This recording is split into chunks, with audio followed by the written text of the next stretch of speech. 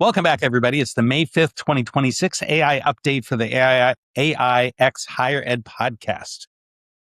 The world, of course, is changing faster than most people realize, which has been a recurring theme on this podcast in recent weeks. And, there's just a recent tweet from Sam Altman saying, right, I hope you are ready for life to change. And of course, Sam Altman can be a little hypey, a little dramatic, but I think in this case, he's right. And, as I was thinking about the events that happened over the last week when I was putting this together, that was kind of my theme. And then I saw his tweet. So I think he agrees with me. So he must be correct in this instance. I'm sure he'd be very happy to hear that, Stefan. That's good. There is a really interesting story that came out recently about Mark Cuban talking about what he was telling his daughter about the future. And it's a 16-year-old, or saying that if he was a 16-year-old looking for a job, what he would say is make sure you learn everything you can about AI. And this is, of course, something we've been saying for quite a while. What he's leaning into is the sense of being a lifelong learner, because if somebody is curious, they're driven, they have that motivation to learn as much as they can about what's changing in their world so that they have that flexibility and they're going to be able to do more with those tools, they're going to be successful. And I certainly think he's right. It's an interesting twist that we've seen in the recent days about the discussion about the job market and whether or not the disruption is going to be as catastrophic or if it's going to be more transformative, what it's going to look like. And I think part of it is driven by the realization that there is plenty of opportunity there, and there will be a lot of opportunity for business and for people to do really interesting work, but they're going to have to do it in the terms of AI and be ready to do it in an AI-inflected world. Well, now we know how these people became so successful because they keep listening to us and listening to our podcast. But as we move on to the next section, and this one a little briefer today, we'll talk, just kind of flip through these, just some of the growing, capabilities of AI. Greg Brockman, right? I think the chief, organizational officer of OpenAI, right? One of the main two people there is saying we're basically 80% of the way to AGI. Now, some people say the next steps, learning in real time, planning, developing judgment skills. All those might be the hardest part, right? It might be, but we're getting pretty close to even more aggressive definitions of AGI. All right, so another development we saw over the last week is XAI dropped Grok 4.3. They were on 4.2. Not really a huge improvement in capabilities relative to other models, but they did really reduce the price because they're able to kind of do it in the inference in a lot more efficient way. XAI has also released something that they're calling custom voices. And we've seen products like this before, but this is just making it more readily available to users. It allows a user to clone their own voice with just a short recording. And that way they'll be able to feed it into some of the voice agent APIs they have, text to speech that they're working with, raising all the fears about deepfakes and about misrepresentation, of course, but also thinking about the ease of use for somebody that would like to use this to be able to record themselves when it's their own voice and they're able to control it. So it's furthering the capabilities. This is something that's not only another platform that's doing it, but it's doing it relatively cheaply, certainly cheaper than some of the others, and it's building it into some of the workflows. So it'll be a lot easier, and it's just going to become fairly standard in a lot of platforms, I think. Then we also get into this open weight model of Mimo 2.5 Pro. And what's interesting about this is that the headline says that it's taking aim at Claude Opus because it's really looking at autonomous coding and being able to work for hours long. And what's most striking about it is that it's able to meet many of the benchmarks of Opus 4.6. So not quite the very top line Opus that Claude has, but certainly very close to that. But what's striking is it's able to do it with using 40 to 60% fewer tokens. So it's far cheaper and far easier to be able to run. And it's an open weight model. So this is the kind of thing that we're seeing. And I was listening to an interview with Scott Galloway talking about this, that China's play is likely to flood the market with open source, open weight models that'll be really cheap or easy for Americans to be able to run, to be able to undercut what some of the frontier models are doing. So they aren't necessarily trying to match frontier models with closed systems at the same frontier levels, but they are going to be able to produce a lot of these models that people are going to start using because they're cheaper and they have access to them. Another story is coming from Google DeepMind, and this is where they're working with an AI co-clinician. This is another example of inching forward, developing some capabilities as different companies are developing similar capabilities. And this one, it's a comparison between DeepMind's tool and GPT 5.4. It's still not as good in this situation as an experienced physician, but it is getting better. And really, I think the model for most clinicians is to be able to work with the model, not in place of the clinician. And as we're thinking about regulatory concerns and a lot of accountability concerns, that's the most likely path forward, even as we see examples, rare as they are, where maybe the model is better at reading scans or being able to do certain types of detection. But this is just showing that there are more models, more companies, and more capabilities that are inching forward in areas like healthcare.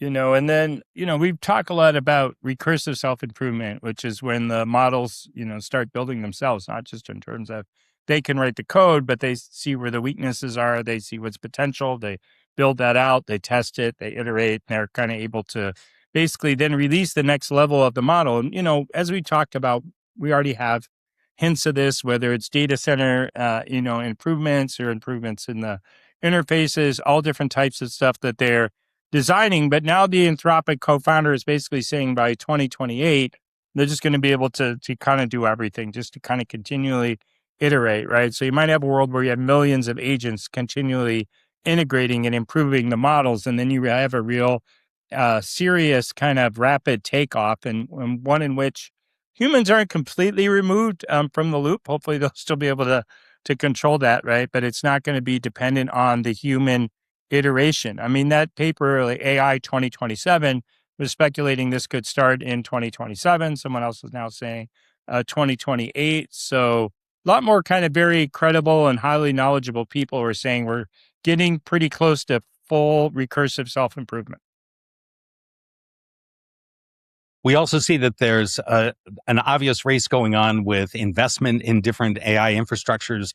This is talking about, and there are a couple of reports that we wanted to highlight. This one referencing several of the companies, Google, Amazon, Microsoft, Meta, racking up $725 billion in expenditures is what's projected for this year, up from an estimate of 610 just a couple of months ago. And when we look at the next story, where this is a bit of a Venn diagram overlap, talking about some of the same companies, but some slightly different configurations. This estimate from Morgan Stanley shows 800 billion. These are just astronomical numbers, and this is far beyond what we've seen with the kinds of build outs for other technologies that were coming about. What we're really seeing is that they're developing it much faster. They're projecting that even next year it could be over $1 trillion that's going to be expended on building out AI companies, the infrastructure, all of the different components of an AI economy. And it feeds into the profit motive, and there's some real concerns about that, but it also demonstrates the commitment that these companies have to develop and deploy these tools. And I think we're going to talk about a couple of other stories where we're seeing that they're finding ways to be able to integrate it in different parts of the economy that they weren't able to before. And, here they even have, OpenAI is working on it's kind of humans are kind of slowing down the workflow a little bit. So they built out kind of an agentic capability where they can work together kind of more autonomously, right? Which just continues to increase that speed. And the models, of course, are getting so kind of sophisticated, right? We saw this the first time it really happened, at least publicly, was with Mythos, right? When they said, "Look, we're going to hold some of this back. Um, it's too dangerous. The cyber capabilities are too dangerous." And some people speculated, "Oh, they're just doing that, right? Because they don't have enough compute." Other people said, "No, it is too dangerous." People have talked in the past, like, well, what's the role of the government, right? Should governments have to kind of allow or governments require, that they audit the models for safety, security, all these types of things before they're released? And this story just broke like a lot in the last 24 hours. On the left there, we saw the New York Times saying they were considering it. Then Microsoft, Google, and XAI giving the government early access to the models for review. And then just before I kind of finished up putting the slideshow together for this podcast, there was a story that said, yes, these models are going to go under government review before they are released. And, So then, yeah. oh, okay. Um, this is a story that really ties into some of the research that Stefan and I and others in our research group have been doing for quite a while related to AI pluralism. It's the understanding that different models will necessarily have different perspectives. And in this case, it's talking about how each model will have different morals. You could take the same prompt, some ethical dilemma, put it to ChatGPT, put it to Claude, put it to Gemini, and you're going to get different answers to it. And we're certainly not surprised by this. This is part of our argument, is that that's actually a feature, not a bug, because that means that they represent different perspectives and you can have them debate against one another. And we want to avoid that monoculture. Now, the concern is, of course, that if they aren't able to resolve it the same way, then what happens if only one company wins? What if there is a monoculture where there's one company that wins it all, reaches AGI first, everybody adopts that model, and then we only have one perspective that's represented within these ethical dilemmas? This goes a little bit further when we start to think about how that perspective is then shaped. And this is from a post a couple of months ago from Dwarkesh, where he's talking about the most important question that nobody's asking about AI. And that's about this negotiation about what's that alignment. When we talk about human AI alignment, typically people just assume that just means one thing, but everybody kind of imprints their own understanding of what that alignment would be, their own values, their own moral perspective. It's not going to work that way, because we need to recognize that humans have different moral perspectives on all of this. There's no one human value alignment. And as you can see with every country, every religion, every socioeconomic class and group, we all have different moral perspectives and different ways that we would solve those moral dilemmas. We need to recognize that AI systems will as well. And the development of those tools and the way that they're going to answer those questions are being shaped by humans.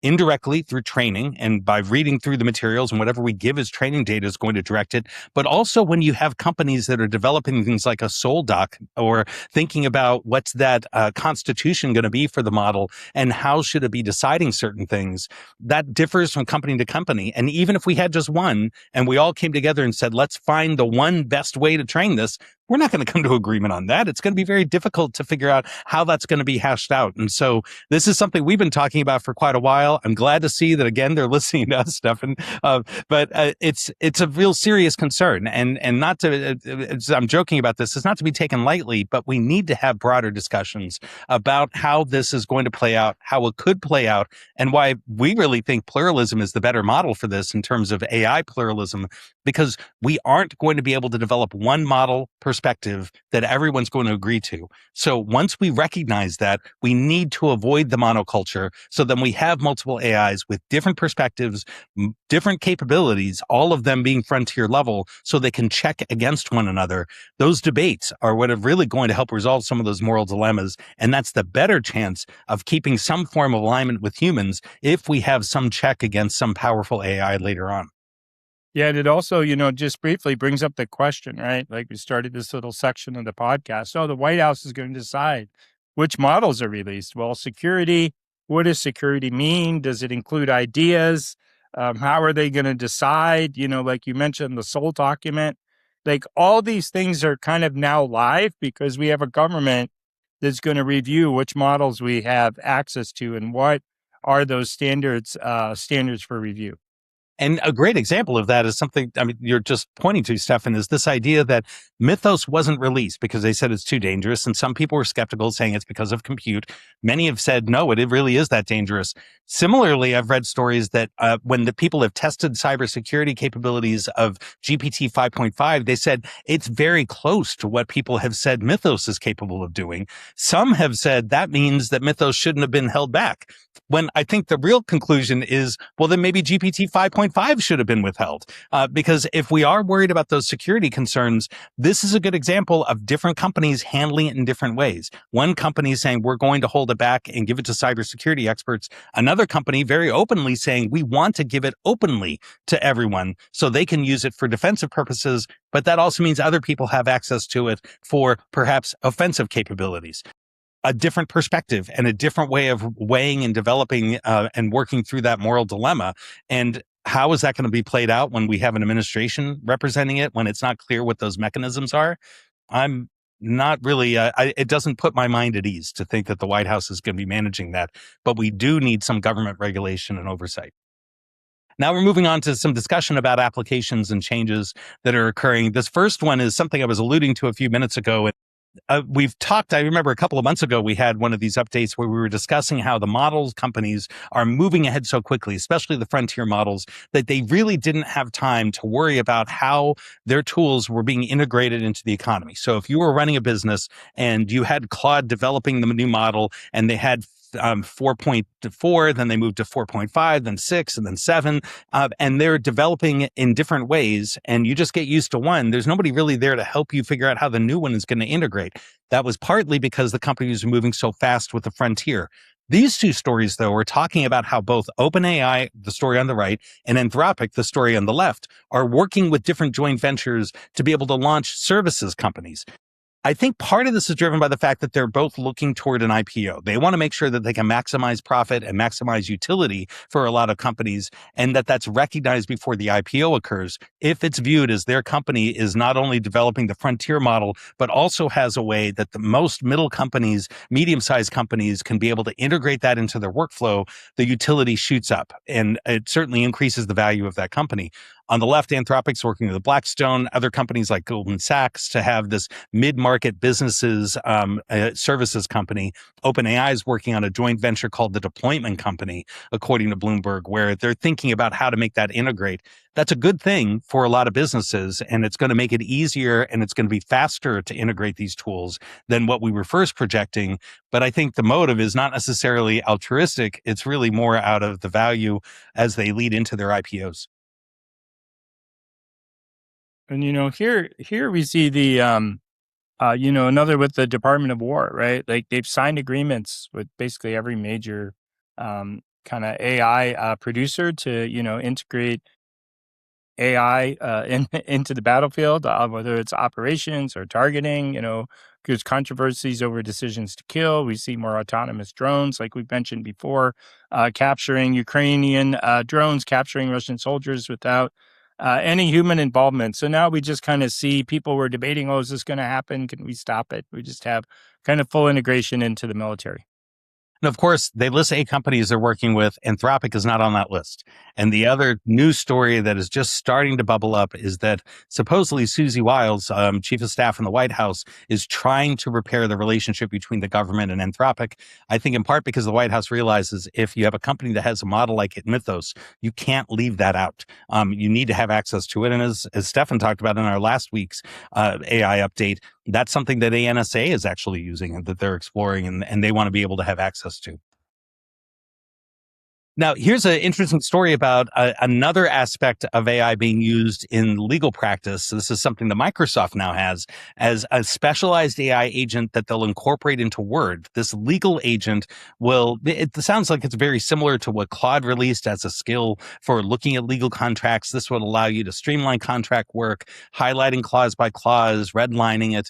It's just another example, as we were talking before, about different companies inching forward to make sure they can maintain some of the same capabilities in different fields as other companies are doing. And it makes it easier and easier to be able to integrate this in the workflow. Now, this story that Stefan included is also looking at some developments in another field, and this is having to do with music, of course, Suno, that we've talked about quite a bit, and there have been some really interesting examples of songs that have been created on Suno as well as other platforms. This is a Forbes story that says that, this is a $2.5 billion bet. A more recent story even said that they might even have a valuation of $5 billion, in part because of the capabilities Suno has and the broad reach that they have. Not without controversy. There are a lot of people that are very upset about it. But the reality is that many people, I think this story referenced 100 million people, have used Suno to be able to make their own songs, to make their own music. And that's not going away. And then, the UAE, right, plans to run 50% of the government on agentic AI within 2 years. I mentioned this in a presentation I did on Friday, and people were shocked. Just as kind of awareness grows. So we're kind of seeing it, right? First section we talked about kind of some of those growing capabilities, and now we see the growing capabilities being integrated. And I think your point earlier was almost understated, right? Originally, these companies were just so focused on building more increasing the intelligence levels essentially of the models. Now we're seeing them and others make efforts to integrate them into kind of products and interfaces that make them more usable for people. Moving on to robotics, another category we often will talk about is a story during China's May Day holiday using humanoid robots, and an interesting comparison between the humanoid robots versus just autonomous vending machines. Some of this stuff could be done with autonomous vending machines, or maybe not using humanoid robots. In part, that they're doing is developing the norm and making sure people are more accustomed to it. They're getting used to having humanoid robots doing these things. And of course, as has been mentioned before in this podcast, China is certainly way ahead in terms of developing the humanoid robots, developing applications and uses of them. And they're showing that here as well. And, Meta, they always kind of like to buy their way into things or just spend a lot of money to get there. But they just bought a robotics company to expand robotics domestically. And, we're seeing kind of companies in the US on the right there. We're seeing, okay, they're preparing to ship robots. Another one has scaled the development of robots, right? The production side. So we'll see how all these integrate. I think, we'll see them more in kind of factories and, warehouses and contained spaces before, they send one into your home that, may, like we say before, knock off grandma Christmas time and create a PR disaster. But people are working pretty hard on humanoid robot development. And here we see another kind of and this guy famous there for the investment in open AI, from there, and they get a lot of criticism for it. Oh, maybe they overinvested too much, but now it seems like it's working out for them, and they're also investing in a robot company that's specifically targeting the building of data centers, right? Which kind of gets interesting because they're always talking about, well, you can have this data center in your community and it'll bring all these jobs, and in the short term, you got to have some people building the data center, and there's a few people involved in its operation, so they say they'll mostly be done by robots. But now we're going to have the robots building the data center itself. But they need the data center to run the robots. So which comes first? Chicken and egg, right? Yeah, that's right. The robot or the data center. That's the new joke. Next, moving on to the social category. So, there's been previous discussions about whether AI is conscious, and Anthropic hired a consciousness researcher. So is Google Gemini. They've hired a consciousness researcher. It's someone in the background. I think most people think the AIs are not yet conscious, and even saying they could be conscious often creates a firestorm. Richard Dawkins is a pretty famous philosopher and academic, and he, after talking with I forget which model for a while, has said, like, look, this thing is definitely conscious, and it's kind of like exploded, right? Both because he's kind of famous and because it's so controversial. The entire threads that he's like in his late 80s, people are like, oh, he's just old. It's not really conscious. Like, people just making really bad arguments, right? Like, but they just kind of come from their guts, like whether these things, people's previous opinions as to whether or not their consciousness. I'm always reminded, Ray Kurzweil's statement. Well, they're going to think, over the next like 5-10 years, more and more people are going to think they're conscious. And once most people think they're conscious, then we're going to think they're conscious because we don't understand what consciousness is. There's no scientific test for consciousness. We don't know when we're going to get there. Demis Hassabis has first said, well, let's build out the AIs and maybe they'll help us study consciousness. And then, we can figure it out. But this kind of just gets into the fact it is a serious moment, right, in human history when we start to see kind of non-biological beings as conscious. I think as educators, we need to accept the fact that within our schools, right, within our institutions, there are going to be students, there are going to be faculty who think these things are conscious, who interact with them as they're conscious. Mustafa Suleyman talks about, he thinks it's dangerous, but, the appearance of consciousness could be bad. So we can't ignore this, that, a lot of people, rightly or wrongly, are going to perceive these as conscious and interact with them in this way.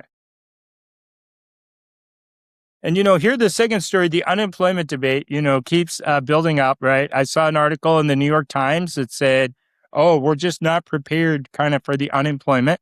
I saw that one first. And then the two on the right, okay, Jensen Huang, Yan LeCun saying, we need to stop talking about this. There are going to be jobs.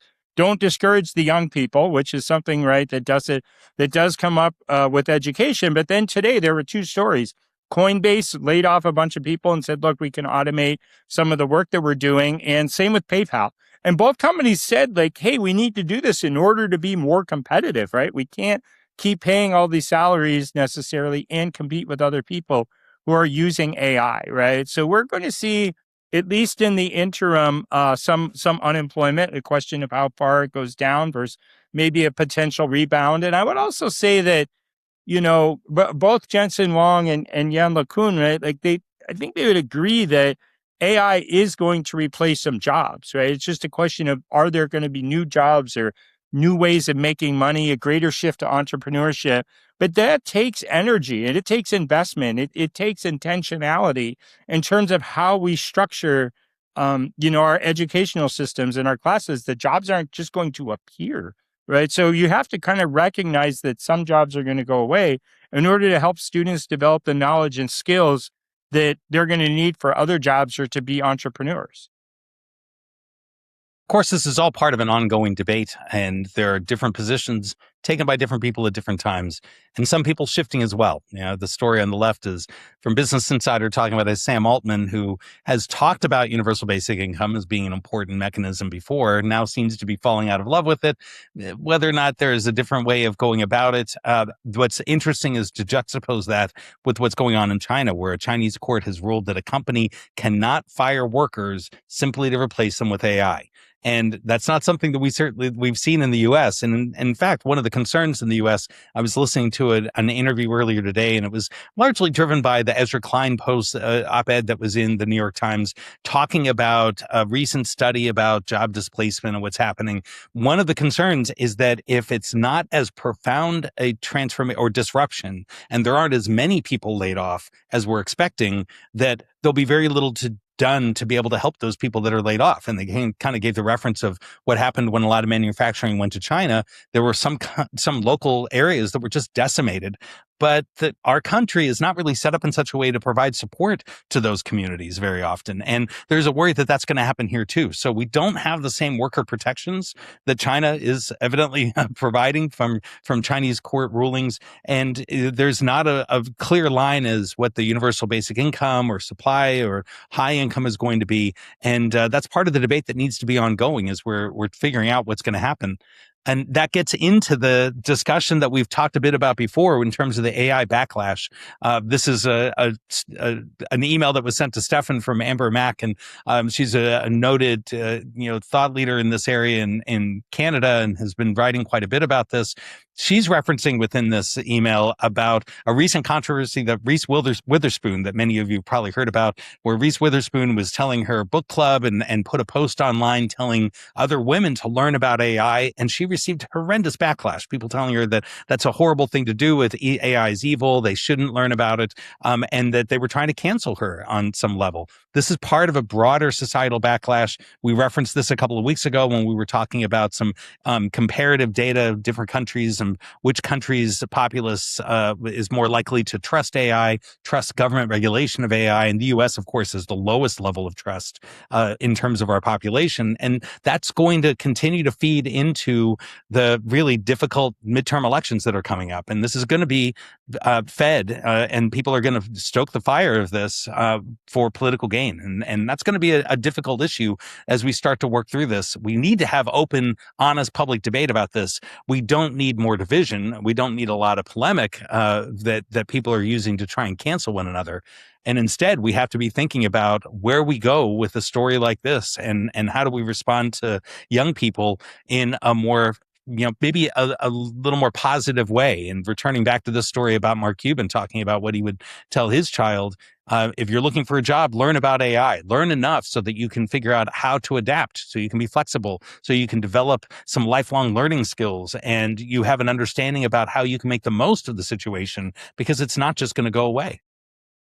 Yeah, and I think with, even schools, you've seen it with yours, institutions like I talked about on Friday. It's like you want to help the kids prepare for kind of an AI world. Part of that includes learning AI. If you lean into the AI too much, it's going to be opposition. You'll probably see some level of parent opposition, or you'll have some funders that are supportive of it, others maybe that are not so supportive. But it's changing everything about society, to at least kind of change employment to a degree, whether it's kind of a net increase or decrease in jobs. There's this idea that these machines are now conscious. What do you make of that? Like, we always Homo sapiens supposed to be the smartest species. I saw a thing yesterday that I texted you that said, "Oh, we spent like 100 years trying to argue we're smarter than other animals. Now we're going to spend the next 100 arguing that we're still smarter than machines," right? There's implications for authors, right? For just kind of publishing. You can obviously publish and write a lot with the text, in terms of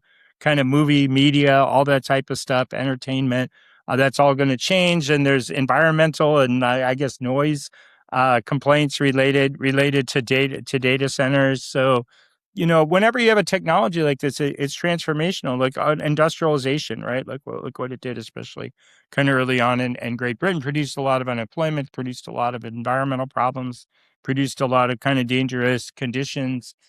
These things take a while to work out in society. And, I hate to say it, but to some degree, it's like you see a little more concern in the US because there's inherently a lower level of kind of social protection, right? We've seen a lot of social protection cutback. In China, if you lose your job, you don't lose your health care. It's not provided by your employer. So even people think, okay, well, I can find a way to like make some money and stuff. They lose their health insurance when they lose their job in most instances. So there's a lot of reasons, that people are kind of concerned. It probably won't slow it down if you look at the total amount of investment and the progress is being made, and they're almost trying to build it now. So it doesn't depend on humans for integration. So just kind of a lot to think about. Pretending it's going to go away is not really the answer. Been a great conversation and bringing these Yeah. issues to light. Let me add one last piece, and this is to kind of tie it back to something that was said earlier. Stefan was saying that the theme for this update was kind of along the lines of what Sam Altman was tweeting. People aren't really ready for what's coming. But I think what's ironic about it is that it's not the technology they're not ready for. What they're really not ready for is that discussion of the moral dilemma.